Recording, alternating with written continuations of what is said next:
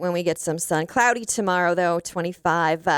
We're looking pretty good for the weekend, so not bad. A little bit of a chance of snow on Sunday, going up to 22, and we're supposed to get a little cooler next week into the deep freeze, but it's all good. We got this, right, Kev? Oh, we yeah. got this. I'm not worried about it. Yeah. I'm not worried about it. That's why we live here, right?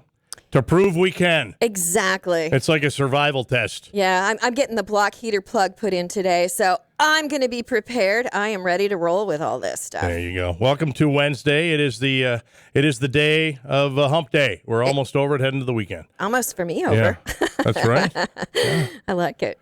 The next week, though, if we look at the extended, it's a little chilly. We can go with cold. It'll be cold. But we expect that in December, so it's all right. It's officially behaving like September. It's about 6 after 8 o'clock, 8:06, and look who's here.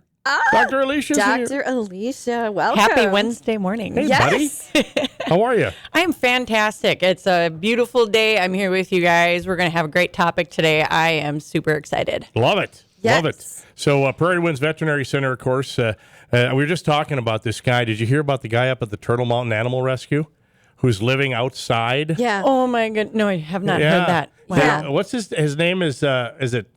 Let me find the story again here. He's raising money. He's at the Turtle Mountain Animal Rescue, and he's live streaming himself. He was inside a doghouse for the freezing temperatures, kind of showing people how cold it is for animals out there. Raise some awareness. Yeah, and he wants to raise enough money to build a shelter there because he's got like 6 cages in his garage. They don't have a shelter there. No, they don't. We see a large influx of animals from that quote-unquote shelter. Yeah. Really? Our local rescues take in a tremendous number of pets. We see a lot of rescues from the Turtle Mountain. And there's just such an overwhelming need. It's amazing that he's able to do that, to try and A, raise awareness, and B, raise finances because they are in tremendous need there. I'm surprised this story hasn't gone national yet because this is fabulous. Maybe by the end of the day it will. Maybe Fox News or somebody else will pick it up nationally. Well, let's talk about that. I think that a lot of people, they think the dogs they naturally, wolves live outside, coyotes live outside. My dog should be just fine, just living outside. They're cold-blooded. That's not a big deal, but that is far from the case, isn't it? Oh, absolutely. The thing you have to remember is that dogs may be descendants of wolves, but dogs are not wolves. Right. Dogs are domesticated. They are domesticated species, meaning they're used to living with people. They're used to having different types of accommodations. They are not adapted to living in those kind of conditions. But I've heard, though, doesn't their hair grow a little thicker if they are outside more? Don't they kind of adapt to it a little bit better?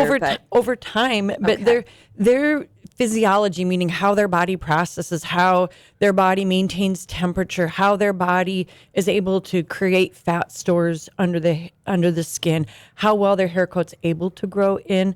Those are adaptations. Right. And that's going to depend on nutrition, too. That depends on nutrition, but the wolves have a better ability to do that naturally because that's their element. That's how they're built. That's how they live. Right. Dogs are, again, domesticated. So their bodies are not as adapted to doing that naturally. If you put a dog outside, they will, over time, their body will try and compensate, but it's not nearly as efficient as wolves and coyotes because that's their environment. And you look at like the sled dogs, Malamutes and one of the few species. They're not as far domesticated. Right. Yeah. They're half wild. They're not as far. There's so many generations that we can track back how many generations domesticated different species of or different breeds of dogs are. And our Nordic breeds are one of those that they're not as far domesticated. That's one of the reasons why they don't always make great house pets because they're still geared towards having a job. They're not necessarily geared towards sitting on your lap being a pet. They're hardwired for having a lot of energy because they're supposed to go out and work. I had a husky at one time, and the dog was basically in the backyard a lot because of that energy and whatnot. And it would be outside a lot in the winter, but this dog would jump over a 6-foot fence. And I would have to go pick her up at the pound. How do you jump?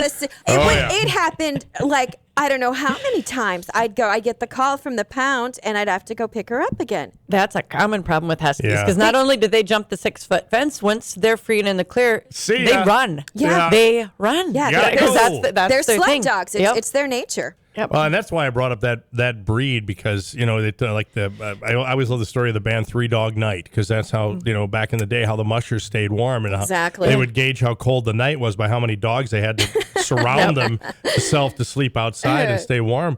But again, and then on the same, you see those dogs and they just love it. They just live for it. They do love it, but I've seen dogs though that like are domestic dogs that are outside and you see them lifting their feet up. That's my Karen Terrier. Yeah, he they hates it. they lift their feet up like, oh man, what are you doing? Why do I have to be out here? Those dogs love being out, but you still have to make sure that you're providing accommodations for the level of the elements. Just because they're not as far domesticated and they are more geared towards that type of environment doesn't mean you can just put them outside and not do anything. You have to provide a way for them to get out of the wind. You have to provide enough nutrition. Nutrition is huge for those dogs. They eat and they eat and they eat and they eat because they burn so many calories running and staying warm. People that have sled dogs don't just turn them loose. They know the types of food to feed them. They know the ways to provide snowbank cover when they're out on a run. They know what to do to keep those dogs safe. So what temperature here do you think it's not okay to keep your dog outside if you have an outside dog? What's the rule of thumb that we love to say is that if you are not comfortable sitting outside yourself, then your dog probably isn't either. That makes sense. Yeah, good way to look at it. Well, it's a 2-dog night every night at my house, I'll tell you that. I have no room in my bed whatsoever. They're both laying on me. And they're little. Yeah, they're little dogs. Well, they're 20 just because they're little doesn't mean they don't generate a good amount of heat. And then if you try to move them, you get growled at. Like, I'm sleeping, Mom. We talked about it before. We don't have any pets, but we love to be foster parents of dogs, and a lot of our friends and our dear Chili dog, wiener dog named Chili, would stay with us all the time, and Chili was like a little hot water bottle. I mean, and I would warm my feet. Well, I would be like, "No, Chili, you're too low. Here, come up on my lower back. Lay right here." You got to adjust a little to the right. Walk on my back. Then you hear Hedden talk about Hudson and the big Labradoodle and the big dogs and trying to get they don't know they're push big. him and Marie out of bed. Doctor? We're talking with Dr. Alicia from Prairie Winds Veterinary Center. And if questions, 271-1100, 701-271-1100, or studio@flagfamily.com. We talk about dogs in the cold weather. I would imagine horses, any other animals that have adverse problems with the really cold weather? Every animal can. Yeah. Okay. And just because large animals are outside doesn't mean we don't have to provide provisions for them as well. Yep. That's something farmers have to look at, especially whenever we have a bad weather event like we just had. They have to try and provide ways for the cows to be able to get to fresh water and food. Food is a huge way for horses and cattle to stay warm. When they process their food, it generates heat internally. But the farmers have to be able to make sure that they can get to it, and providing a way for them to get out of the wind, whether it's setting up hay bales in the pasture to provide a windbreak or having fence lines that have the metal windbreaks on them or a building. Those are all things that producers have to deal with every day all winter long, making sure that their water tanks aren't frozen, those type of things. Now, with Christmas coming, what about giving pets as gifts? A lot of people do. The kids want a dog or cat or an iguana or something for Christmas. Yeah. Okay. Is that a good idea or not? That is so weird you just asked that. Why? Because that's exactly what I was thinking. Really? Yeah, that's Well, how there's much, one mind. her and I, it's like my sister. We've been together like a for twin a while. thing. I thought it. She twinning. said it. I'm sorry I interrupted. Go ahead. We always cringe every year when you get the influx of pets with holidays. Same thing happens at Easter. You get an influx of bunnies that people get given as bunnies and chicks. Pets are important members of the family. And who doesn't love to see the surprise on their kid's face when you give a gift of a puppy or a kitten or something like that? But you have to make sure that you've planned and your family's ready. Don't just make that an impulse decision when you're walking through the mall shopping and you go past the pet store and there's a cute batch of puppies. If you haven't planned, if you aren't looking to add a pet to your family, then just because it's the holidays, that doesn't mean that this is a great time for you to do so. Winter is not a great time to potty train puppies. I have done it. Believe me, I know. Well, yeah, everybody that has a puppy in the wintertime does do it. Because you have to go out with them. And you got to stand there with the treats. And it's like, come on. Well, yeah. Not only that, you have to provide an ample area for them to go. That means you're shoveling. Around. You're not just shoveling your driveway. You're out shoveling a patch in your yard for them to go, and you're picking up the mess behind. And then you're dealing with a puppy that doesn't want to go outside because it's cold. Well, and puppies don't stay puppies long either. They turn into dogs. Don't. So you got to know how big this thing is going to get if your family can handle it. You Absolutely. need to do your homework. That's on where the planning is really important. So just because you see a cute puppy, either advertised or in the pet store, do you know how big that breed is going to get? Can you afford the pet food bill? Can you afford their medications if they get sick? Do you have ample space to accommodate that pet?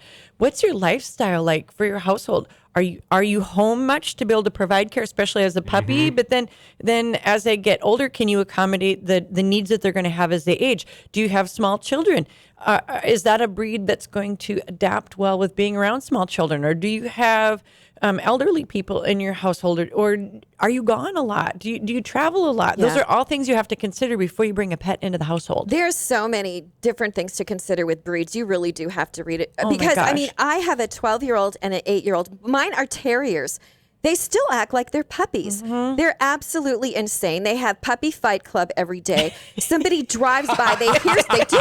That's how they do. They don't go out. The first rule of puppy fight club, we don't talk about puppy fight club. I'm sorry. I am confessing Alex to is breaking the puppy rules. fight club. As somebody even thinks about driving by on the street a block over, and they're up there. They're barking on the top of the couch, and they're terriers. And you've got we call them terrorists. Yeah, exactly. And you've got to understand what this breed's like. Exactly. Nothing is more frustrating than for a family that you get the joy of getting this pet and you have all these expectations, but they may not be realistic expectations. Right. And then they start to experience the frustrations of, this is a boxer that has a ton of energy and they're destroying our house because we don't have enough time to get them out and run and take them to daycare and things like that. And not only as a puppy, but as an adult dog. And so now, instead of having the joy of having this pet as part of your family, now they're experiencing anger and frustration and dealing with all of the issues that come of that. But some of that can be prevented by doing your homework. And there are great resources out there like the AKC. They have on their website, you can look up breed characteristics. Oh, sure. You know, what size are they going to get? What tendencies and traits do they have? That's a great resource to go to. And then you have a great resource in your veterinarian too. Not only the individual breeds, but if you're buying locally, we know a lot of the breeders in the area, and we know what the tendencies and traits of their lines are. So we can help you make those kind of decisions. We know the questions to ask to help direct you what's going to be a good fit. What's sad though? Go ahead. What's sad though is a lot of times these pets will end up at a kennel a few months after Christmas, or because the family isn't able to take care of the energy level or the kids. Exactly. It's not so fun anymore. The novelty just wore off, and having to take the dog out every morning and every night and walks in between and feed them and clean up messes. The reality of having the pet, the work that comes with it, is setting in. It's like having a kid. It is. I mean, like it is. Do pets deal with the same things humans do at the holidays with the little weight gain, little too many treats? That's all dependent upon their peeps. You know, pets don't feed themselves. We provide access, and so that. I beg to differ. I got a few neighbors' pets that help themselves to plenty if it was left out. If it was left out, so it still falls on us. They give you those puppy eyes. I know that the guilt. They're really good at the guilt, but if they get into too much people food, we still battle a lot of problems with tummy upset because they're not meant to. They're not meant to have that. And I don't really give my dogs anything off my plate at all, unless it's vegetables. They'll get carrots. The other day, this is so funny. I was bringing in groceries for Thanksgiving, and I had a bunch of asparagus. So I put it down, and I walk in the house, and the dogs are sniffing the bags. I'm like, whatever, I got nothing for you.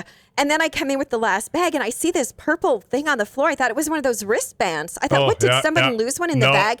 And then Murphy runs off my Westie with a asparagus spear. And he runs off into the living room, and I'm like, what in the world? I realized he got the rubber band off the asparagus, and Kuda was going out. I want it too. I want to share it, bud. And he just got that. Because they're so used to eating vegetables. Yep. And by that time, they go, oh, wait a minute. No, I don't want this. Gone. Now it's dirty and in the living room on the floor, covered with dog hair. Not going to cook that up. Dr. Alicia, I met your friend, your coworker, Tammy. Oh, Trightline. She's amazing. And she was telling me about this laser deal. Tell me, well, I kind of learned about it, but tell us about that. Yeah. That you guys are doing. This is new, right? We've recently added a therapy laser to our treatment tools at the clinic. Ours is called a cold laser. There are multiple different types of therapy lasers. Lasers use the energy from light to stimulate blood flow, to stimulate cells within the body, to regenerate, to repair. So they're really good at controlling inflammation. They're really good at helping improve healing times, controlling pain, getting rid of swelling, improving circulation. So we're thrilled to be able to offer this. What we're really thrilled about is that the laser that we selected at the clinic is able to do so without as many limitations as some of the other lasers that are out there. It can provide a higher energy level, which means we get more cell turnover, we get better improved circulation, more control of inflammation, but we don't have the heat that's generated by some of the other lasers that provide that same level of energy. Okay. So with our pets, some of the older lasers, you had to be careful how long you stayed in one location when you're providing the therapy. You had to be careful with the hair color. You take the like you'd use it on hips and sore joints and things like that. Yeah, we use it. Right now, we're using it post-surgically on every incision. We can use it on, if we have a patient that's having surgery on their abdomen, we can use it in surgery because we don't have to touch anything, so it stays sterile. To improve blood flow to intestines or different organs.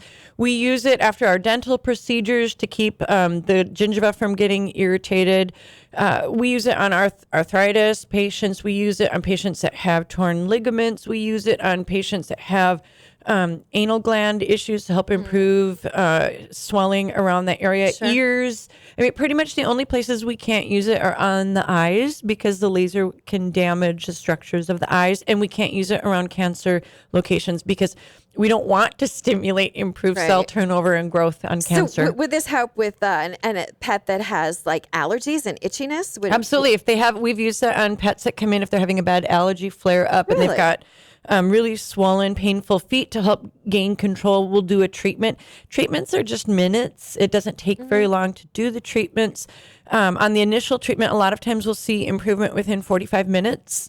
And then depending upon the type of condition they have, some of them come back for follow-up treatments. We use it for wound healing. Wow. I mean, just the amount of treatment options that we have are astronomical. Some of these dachshunds that have herniated discs and they're having back problems, there's a protocol for helping them.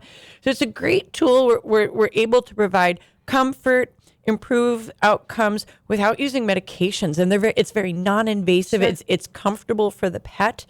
We're just thrilled. And immediate. Immediate. Huh. We have seen such an improvement in our surgical cases, just the decrease in redness at their incisions, the lack of swelling, how comfortable they are when they go home. We incorporated it into every one of our surgical cases. I want one of those at my house. Right? Seriously. Wow. Line that up. Yeah. And a number to call if anybody's got any questions for you or wants to get a hold of you. 701-356-5600. Always a pleasure, my friend. Great to be here. Good as to always. see you. Great advice and great things. And but like she said, if you don't want your pet to follow you into the new year with the extra weight on, no dropping the treats. You both need to go out and get a walk. That's my wife too. I dropped it. I dropped it. She looked It wasn't hungry. my fault. The dog was just just there. Yeah, I dropped it. All right, Dr. Alicia, Prairie Winds Veterinary Center. Thank you, buddy. Thanks, guys. Good to see you.